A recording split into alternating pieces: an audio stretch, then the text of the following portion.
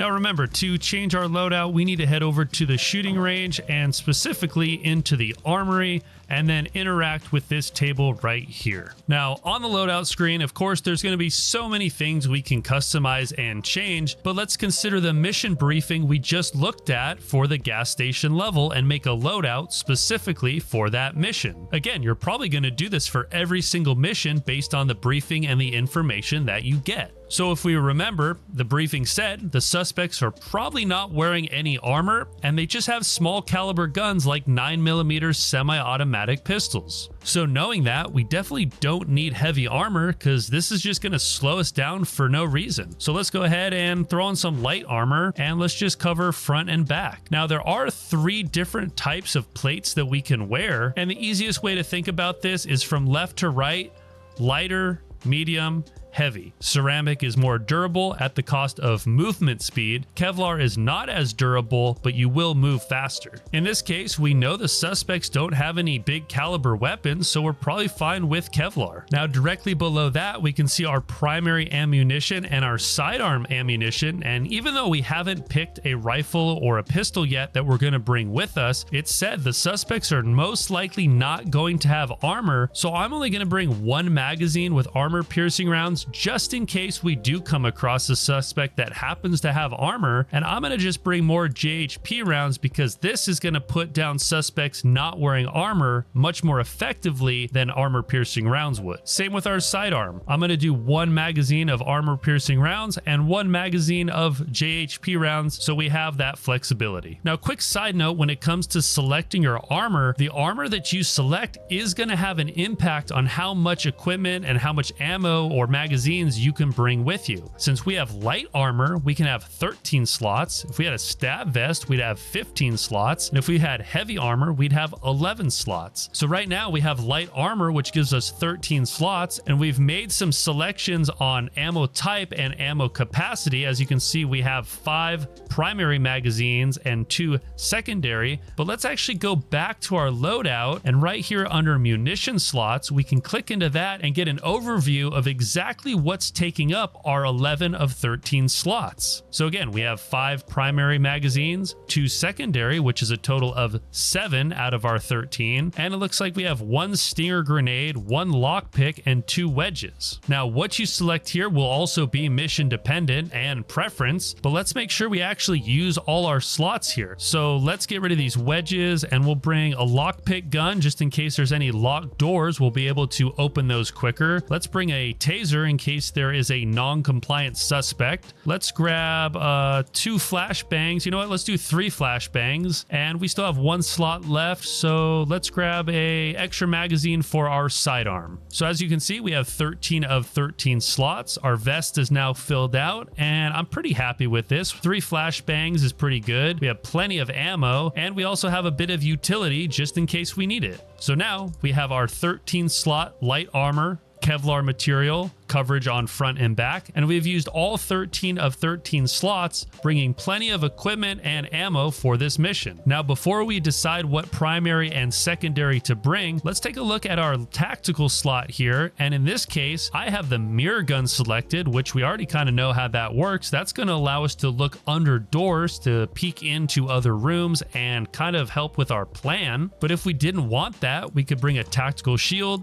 battering ram, breaching shotgun, or grenade launchers for flashes, gas grenades, or sting grenades. Now, I'm personally going to bring the mirror gun because personally, I think this is the best tactical item you could bring with you. If you don't want the mirror gun, I would highly recommend the tactical shield or the battering ram. And a pro tip on the shield, this does a very good job at protecting your back. If you ever get stuck on hard levels or you find yourself getting flanked a lot, this is kind of a cheap way to protect your back. All right, now that we have our tactical selected, down here we have our headwear. Now we have a few options here. Under the helmet itself, we can do no helmet, helmet only, or ballistic mask. The ballistic mask is pretty good at stopping low caliber damage to you. So if someone shoots you in the face with a pistol, you'll probably survive it. Heavier, bigger guns, bigger caliber ammunition doesn't really do as good of a job. Some missions it's very helpful, some missions it's not. It will lower your visibility just a little bit, but I kind of find myself always just leaving it on just for that extra bit of protection. Next up, under mount, this is where you could bring some night vision goggles if you want. I personally always bring some with me because you never know when you're going to come across an area that's just extra dark and you need that extra bit of vision. You can do green phosphor or white phosphor. I think white is a little easier to see, so that's going to be my recommendation there. And finally, under face wear, you can do nothing, anti-flash goggles,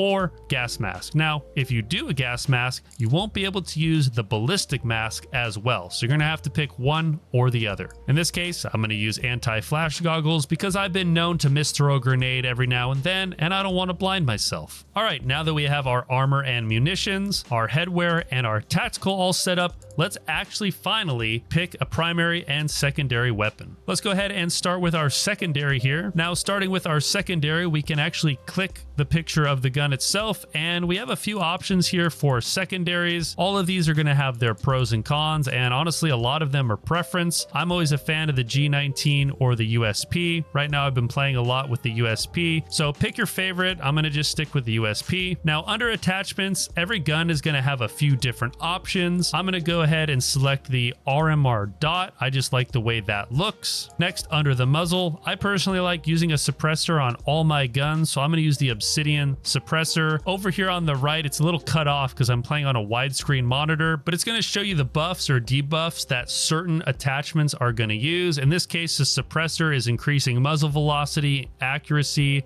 it makes it suppressed, hides muzzle flash, but it's going to cost me a bit of vertical recoil. I'm fine with that, so I'm going to keep that selected. And finally, for underbarrel, I have the flashlight selected. Now, I personally recommend using a flashlight on every single gun in this game because there are many areas of every single map that get a little dark, but not dark enough for night vision. So having a flashlight with you at all times that you can quickly turn on or turn off really is an invaluable tool on almost every single mission. So now we have our secondary all set. Let's go ahead and do the same thing for the primary. So let's click on the gun itself, and at the top we can see assault rifle, submachine gun, or shotgun. Now, what you decide to bring is completely up to you. However, it is worth noting that you do have less lethal options. You can bring a pepper ball gun. You can bring a submachine gun that shoots pepper balls. You also have the beanbag shotgun. Now, a quick note on less lethal. If you want to get the secret S rating on every single level, you have to flawlessly complete the level and arrest all the suspects. Now, really, the only way to do that is to get them all to surrender and comply. So you're probably always going to need to use a less lethal solution in order to do that. But that's not as fun, so let's go ahead and bring the SR-16. I personally recommend this for any new player and really any player in general because not only is the damage output on this gun really good, the recoil is also very controllable. This is just an all-around great gun, and I find myself going to this gun more often than not on pretty much any mission. So I'm going to select the SR-16. Under optics, we have a variety, and these are again going to be preference, and you should try all of these out on the shooting range. My personal favorite is the Holosight EXP-S3,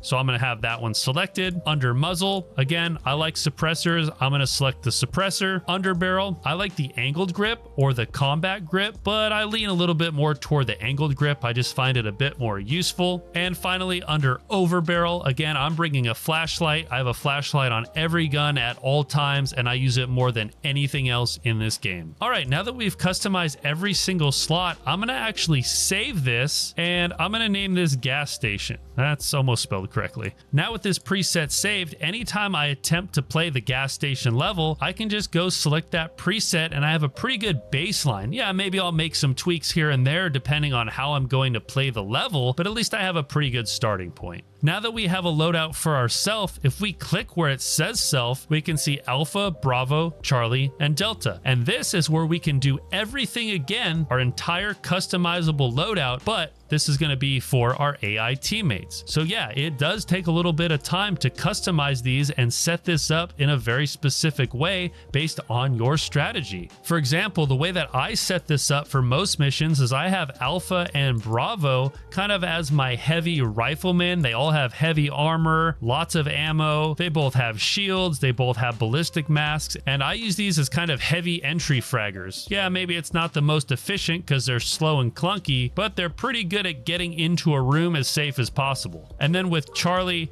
and Delta, Charlie is going to have the mirror gun and Delta is going to have the battering ram, and I stack a few more tactical items on them than I would Alpha or Bravo. Since I usually send them into the room first, I don't want them to have all my tactical equipment, because if something happens to them, I won't have as much. So I stack up Delta and Charlie with a lot of flashbangs, a lot of stingers, and a lot of C4 breaching tools and tactical tools such as the mirror gun, and I rely heavily on them for a more supportive role. So of course, how you set your teammates up is completely preference, but it is worth considering how they synergize with each other and who has what equipment and what roles they're going to play as you approach each mission.